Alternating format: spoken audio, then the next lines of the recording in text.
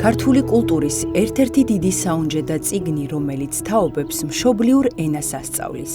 ეს დედაენაა, რომელიც არა მხოლოდ მხედრულად, არამედ ნუსხა-ხუცური დამწერლობითაც გამოიცემა. დედაენა ნუსხა-ხუცურად, რომელიც იაკობ გოგებაშვილის მიხედვით გამოიცა, საქართველოში ქრისტიანობის სახელმწიფო რელიგიად გამოცხადების 1700 წლის იუბილეს მიეძღვნა. იდეის ავტორი და რედაქტორია ყოვლადწმინდა სამების სახელობის საპატრიარქო ტაძრის მონაზონი გაბრიელ მეგრელიძე. დედაენა ძალიან სათუთი რამეა, მას მოფრთხილება ჭირდება, როგორც ჩვენი უწმინდესი პატრიარქი ბრძანებს, უნდა გაუფრთხილდეთ ჩვენს დამწერლობას, სამივე ამბანს. არ არსებობს მსოფლიოში ერი, რომელსაც სამი დამწერლობა გააჩნია. და მინდა გითხრათ, რომ იუნესკოს არამატერიალურ ძეგლთა ნუსხაში არის შესული ჩვენი დამწერლობა. ქართლის ცხოვრებაში წერია, რომ ფარნავაზ მეფემ განავრცო. ესე იგი, რადგან განავრცო, მანამ არსებობდა და უფრო ძველი იყო. და ჩვენმა სამივე დამწერლობამ ძალიან დიდი და რთული გზა გაიარა. მოგეხსენებათ, პირველი იყო ასომთავრული, შემდგომ ნუსხა-ხუცური, ბოლოს მხედრული. და ნიშანდობლივია ის, რომ 150 წელი გავიდა ზუსტად იმ დღიდან, როდესაც პირველად გამოიცა იაკობ გოგებაშვილის დედაენა. ეს ჩვენი კულტურული ძეგლი, უიშვიათესი კულტურის მარგალიტი. პირველი ხელნაკეთი გაკეთდა 2008 წელს აჭარაში. ვინაიდან კურთხევა გახდათ ის, რომ სტიქრით ვერ შეიმოსებოდი თუ არ გეცოდინებოდა ძველი ქართული. ამიტომ მე მივაგენი ფორმას ძალიან მარტივს, დედაენა გავაკეთეთ ხუცურად და ადვილად ისწავლებოდა შემდგომში. და ძალიან დიდი გამოხმაურება ჰპოვა ამ ყველაფერმა. ჩვენი მიზანი იყო ის, რომ ამ წიგნს, ამ დედაენას, ამ ფორმატით წარუდგენ როგორც ბავშვს, ისე მოწიფული ასაკის. ანუ ყველა თაობას შეეხო ეს წიგნი და რომ ყოფილიყო, ესე რომ ვთქვათ, შემეცნებითი, ჩვენ ჩავრთეთ შიგნით ისტორია.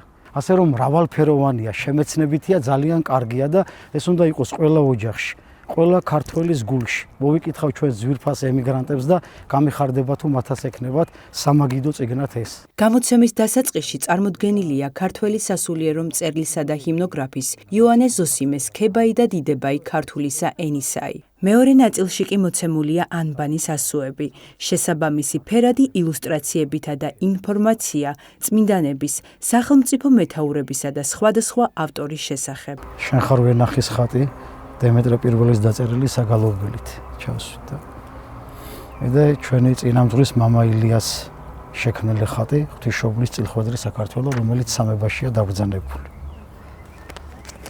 მოციქულების შემობრძანება საქართველოში. მოგეხსენებათ, რომ დედა ღვთისმშობლის მიძინება მოახლოებული იყო და ანდრია მოციქულს გამოატანა თავისი ხელთუქმნელი ხატი და შემოვიდა საქართველოში საკადაგებლად სიმონ-კანონელთან და მატათა მოციქულთან ერთად.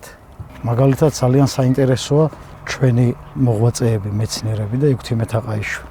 მისი ღვაწლი ქართული ეკლესიის წინაშე და ქართული სახელმწიფოს წინაშე არის ფასდაუდებელი. გამოცემა იდეის ავტორმა მიუძღვნა სრულიად საქართველოს კათოლიკოს პატრიარქის მოღვაწეობას. ეს მიუძღვენით მის უწმინდესობის მოღვაწეობას და 1700 წლის იუბილეს ჩვენი ეკლესიის. მამა ანდრიას დახმარებით მინდა მას მადლობა გადაუხადო ჩვენს მონასტერს, წინამძღვარს, მის უწმინდესობას, მამა ილიას, მამა იოანეს, ყველა იმ ადამიანს, ვინც თითეული სიტყვა, კეთილი სიტყვა შეგვაწია და მადლობა მინდა გადაუხადო იმათ, ვინც კეთილად გაგვაკრიტიკა. მინდა უსურვო ჩვენს ქვეყანას მშვიდობა, გამთლიანება, გამტკიცება, მის უწმინდესობას დღეგრძელობა, დიდება და მადლობა ღმერთს ყველაფრისთვის.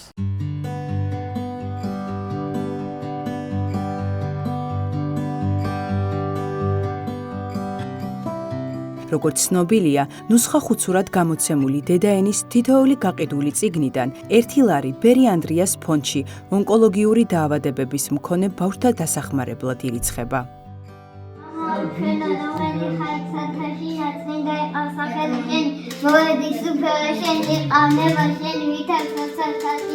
ეგეც აქვეყანა შენზე და პური ჩვენი ასობისა მოგვე ჩვენ დღეს და მოგვიტევეთ ჩვენ თანანადები ჩვენი ვითარცა ჩვენ მიუტევთ ჩვენ თანადებთან